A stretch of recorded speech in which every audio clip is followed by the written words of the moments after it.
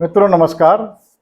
एक बार फिर मैं विष्णु बैरागी अपने YouTube चैनल बैरागी की बातें लेकर आपके सामने हाजिर हूँ। कृपा कीजिए, कृपा आप कर रहे हैं, लेकिन जैसा कि मैं बार बार कहता हूँ, मैं थोड़ा सा लालची आदमी हूँ, बैरागी हूँ, लेकिन बाल बच्चेदार बैरागी हूँ। थोड़ा लालची हूँ, स्वार्थी हूँ। कृपा करके मेरे YouTube चैनल को सब्सक्राइब कीजिए, करवाइए, इस वीडियो को लाइक कीजिए, साझा कीजिए, इस पर टिप्पणी कीजिए और इसे ज़्यादा से ज़्यादा लोगों तक पहुँचाइए। देश में इन दिनों राजनीति ही राजनीति छाई हुई है और राजनीतिक हालत ये है कि आप बचना चाहें तो भी राजनीति से आके आपसे टकरा जाती है और आप मजबूरन उससे वाबस्ता होने को मजबूर हो जाते हैं। ऐसे में एक बार फिर से मैं दादा के सहारे, दादा श्री बालकृष्ण बैरागी के सहारे एक बहुत हल्की फुल्की मज़ेदार रोचक घटना आपको बता रहा हूँ। दाल बाफला, इससे पहले वाले वीडियो में भी दाल बाफले की बात कही थी। वीके साहब वाला मामला था, वो आपने सुना होगा, उसको खूब पसंद भी किया आप लोगों ने। ये घटना भी दाल बाफला से जुड़ी हुई है, लेकिन दाल बाफला सुनते ही सबके दिमाग में एक ही बात आती है कि ये बहुत स्वादिष्ट व्यंजन है। मालवा का बड़ा जिसे कहिए कि लोकप्रिय और मालवा का सिग्नेचर डिश है, मालवा की पहचान है ये दाल बाफला। और इसका खाने के अलावा तो ऐसा कोई उपयोग होता नहीं है। आप यदि किसी को बहुत ज़्यादा दर्जा देना चाहते हो, किसी को सम्मान दिखाना चाहते हो मालवा में, तो दाल बाफले लड्डू बना लीजिए, वो भी गदगद हो जाएगा और आप भी प्रसन्न हो जाएंगे कि सामने वाला प्रसन्न हुआ। लेकिन स्वादिष्ट व्यंजन के अलावा भी दाल बाफले का और कोई उपयोग हो सकता है? कोई नहीं सोच सकता। जिसने ये उपयोग किया उसने भी कभी नहीं सोचा था कि इसका ये इस तरह से उपयोग किया जा सकता है, और ये उपयोग किया था दादा श्री बालकृष्ण बैरागी ने। दाल बाफले को खातिरदारी करने के लिए व्यंजन के अलावा एक सुरक्षा अस्त्र के रूप में भी काम में लिया जा सकता है। हाँ, लिया जा सकता है, और दादा ने इसे अपने बचाव के रूप में इस्तेमाल किया था। यही कथा आज सुनिए और आपको भी सुन के अच्छा लगेगा। यदि आविष्कारों का कोई एक रिकॉर्ड रखा जाए, यश दिया जाए, तो ये आविष्कार दाल बाफले को रक्षा कवच के रूप में, रक्षा शस्त्र के रूप में वापरने का, आविष्कार करने का यश दादा के खाते में जमा होना चाहिए। दोस्तों, बात है शायद सन 70-71 की बात है। दादा नहीं, शायद हो सकता 69 और 70 के बीच की बात है। दादा तब सूचना प्रकाशन विभाग के राज्य मंत्री बने थे। भोपाल में, जहांगीराबाद में, भोपाल में शाहजहानाबाद में पुतलीगर बंगले में रहा करते थे। उनके मंत्री बनने के बाद में बधाई देने वालों को तांता लगा था, स्वाभाविक था। लेकिन दूर दूर से उनके साहित्यिक के परिचित मित्र भी उन्हें बधाई देने के लिए आते रहे थे। एक दिन सुबह ही सुबह लखनऊ से राजनारायण जी पहुँचे। ये शायद इनका पूरा नाम राजनारायण जी बिसारिया था, और मुझे जहाँ तक याद आता है रंगमंच क्षेत्र में, नाट्य क्षेत्र में, कला क्षेत्र में इनका दखल था, और ये समीक्षक, विवेचक भी रहे थे मेरे ख्याल से। इनके बारे में मुझे कोई बहुत ज़्यादा जानकारी नहीं है, पर मुझे केवल नाम याद है। उस दिन मैं वहीं था, राजनारायण जी बिसारिया। वो आए तो दादा को बहुत ही स्वाभाविक रूप से, जैसा कि होता है, उन्हें लगा कि राजनारायण जी कोई काम लेके आए होंगे। दादा ने उनसे आवभगत की, नमस्ते की, तो कुल मिला के मालूम पड़ा कि दादा को मंत्री बना दिए जाने से वे बहुत प्रसन्न थे, और केवल बधाई देने के लिए, अपनी प्रसन्नता व्यक्त करने के लिए, अपनी भावनाएं व्यक्त करने के लिए वो दादा से मिलने के लिए लखनऊ से भोपाल आए थे। दादा को भी अच्छा लगा। दादा ने कहा कि मैं थोड़ा दिन भर व्यस्त रहूँगा। राजनारायण जी बोले, आप जब जब फुर्सत निकाल सकें तब तक अपने बैठ के बात करेंगे, और मैं रात को वापस लखनऊ चला जाऊँगा। मुझे आपसे मिलना था, मेरा काम तो यहीं हो गया। आपसे पहली मुलाकात में जब आपने दरवाजे पर मेरी अगवानी की, तो मुझे तो बधाई देनी थी और अपनी खुशी जाहिर करनी थी, और आपको एक मंत्री के रूप में इस हैसियत मुझे देखना था। तो मेरा काम तो हो गया, मेरी सिद्धि हो गई, इसलिए आप मेरी चिंता नहीं करें। दादा भी खुश थे। दादा के पास उस दिन कोई बहुत ज़्यादा काम नहीं था। सुबह सुबह का वक्त था, सब अपने अपने नित्य कर्मों में लग गए। लेकिन जैसे ही दादा तैयार हुए, वो लगा कि थोड़ी देर राजनारायण जी के साथ बैठ के गप गोष्ठी करेंगे, और अचानक खबर आई मुख्यमंत्री के दफ्तर से कि एक आकस्मिक कैबिनेट मीटिंग उन्होंने बुला ली, श्यामाचरण जी ने। तो आपको शायद लगभग घंटे 2 घंटे के लिए आपको मीटिंग में आना पड़ेगा।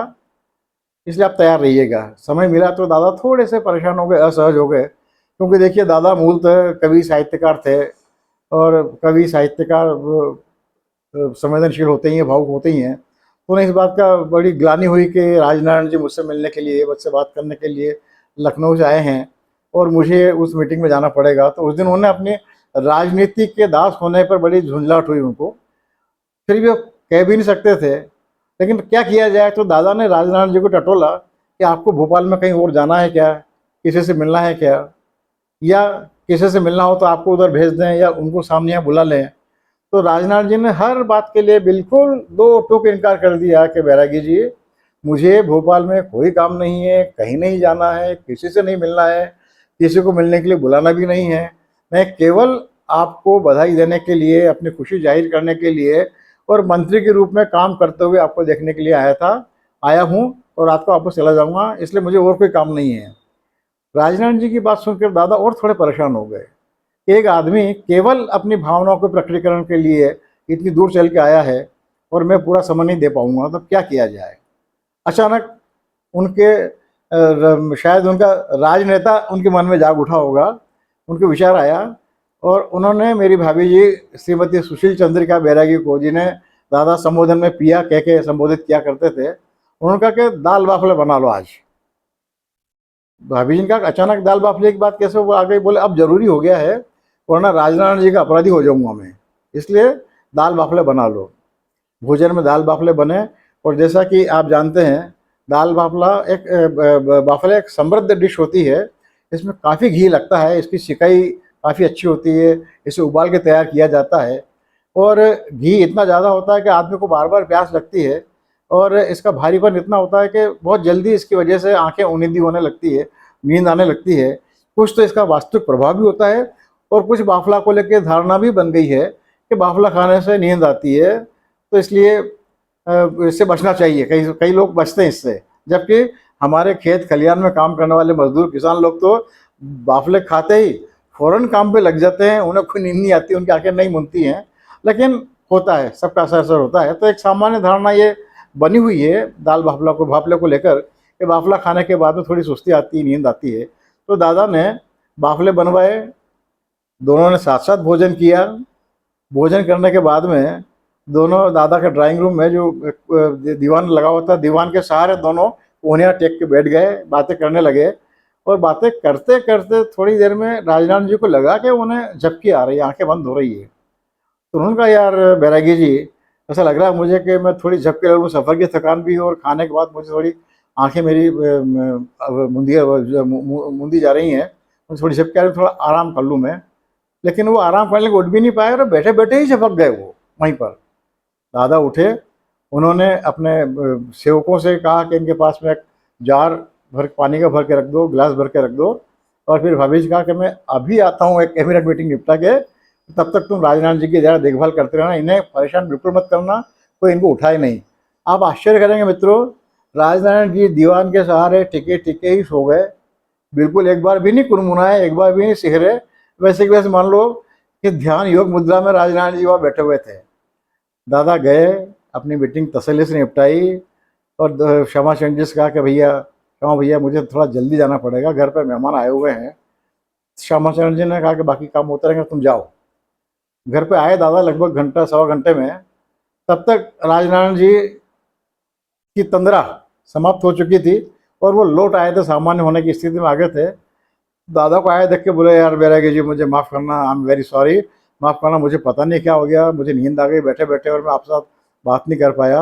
और आंखें मसलते मसलते वो क्षमा याचना करने लगे। तो दादा ने भी बहुत ही नाटकीय ढंग से कहा कोई बात नहीं राजनारायण जी, आप आए, बड़ी कृपा है, और अपन बैठ के बात कर लेते हैं। उसके बाद मीटिंग निपटाने के बाद में दादा दिन भर राजनारायण जी के पास बैठे रहे, लेकिन उन्होंने ये एहसास बिल्कुल नहीं होने दिया कि दादा ने ये दाल बाफले को एक अस्त्र के रूप में उपयोग किया था अपने बचाव के रूप में। वो शर्मिंदगी से बचने के लिए उन्होंने दाल बाफले का सहारा लिया, और वो अपने शातिरपन पर मुस्कुराते रहे। और बहुत बहुत बरसों बरसों बाद उन्होंने राजनारायण जी से कहा कि राजनारायण जी मैंने आपके साथ बदमाशी की थी, आज कबूल कर रहा हूँ, तो आज मुझे क्षमा कर दीजिए। राजनारायण जी बहुत हंसे। दादा ने बताया कि यार मुझसे ये अपराध बोध में इतना घेरा हुआ था मुझे कि मुझे लगा कि इस अच्छे भले आदमी के साथ मैंने ये एक राजनीति बरत ली तो अच्छा नहीं लग रहा था, लेकिन मेरी मजबूरी थी और उस वक्त काम निपट गया। लेकिन दाल बाफले इस काम में भी आ सकते हैं, ये मुझे अनायास सूझा और मैंने इसका उपयोग कर लिया। और उसके बाद से दादा कहा करते थे, जब भी कभी ऐसी बात हो तो दाल बाफले केवल व्यंजन नहीं, आपका रक्षा कवच भी है, इसका उपयोग करते रहिए। अपने मित्रों को भी सलाह देते रहते थे वो। और उसके बाद हालत ये हो जाती थी कि दादा से मिलने के लिए कोई आता और दादा कहते दाल बाफले, तो ये खबर मित्रों को लग चुकी थी, तो बोले नहीं, हम आपकी इस बंदाश में नहीं आएंगे, हम दाल रोटी खाएंगे, दाल बाफले नहीं खाएंगे। तो मिलने वाले अक्सर मालवा के लोग होते थे, तो मालवा के लोगों के लिए दाल बाफले का आकर्षण भोपाल में कोई ऐसा लालच नहीं होता कि जिसकी वजह से वो अपनी मुलाकात का समय दांव पे लगाने को तैयार हों। तो कुल मिला के ये कि दादा ने जाने अनजाने में दाल बाफले को एक रक्षा कवच के रूप में, बचाव अस्त्र के रूप में उन्होंने काम लिया। और फिर इस किस्से को दादा बार बार कहते भी रहे, सुनाते भी रहे, हंसते भी रहे। और राजनारायण जी से जब जब भी टेलीफोन में बात हुई, आमने सामने बात हुई, हर बार इस घटना की दोनों ने जिक्र जरूर किया और दोनों ने खूब मज़े लिए। मुझे लगता है कि इस मज़े को आपने भी मज़ा दिया होगा और आपको भी अच्छा लगा। और ऐसा आगे और भी कुछ ऐसे मज़ेदार किस्से आपको सुनाने की मैं कोशिश करूँगा, ताकि निर्मल आनंद ले सकें, हंसते रहें, मुस्कुराते रहें, ठहाके लगाते रहें। और ये सब करते हुए भूले नहीं, आपको मेरी यूट्यूब चैनल बैरागी की बातें सब्सक्राइब करनी है, करवानी है। धन्यवाद, नमस्कार। मैं आपका कृपाकांक्षी विष्णु बैरागी।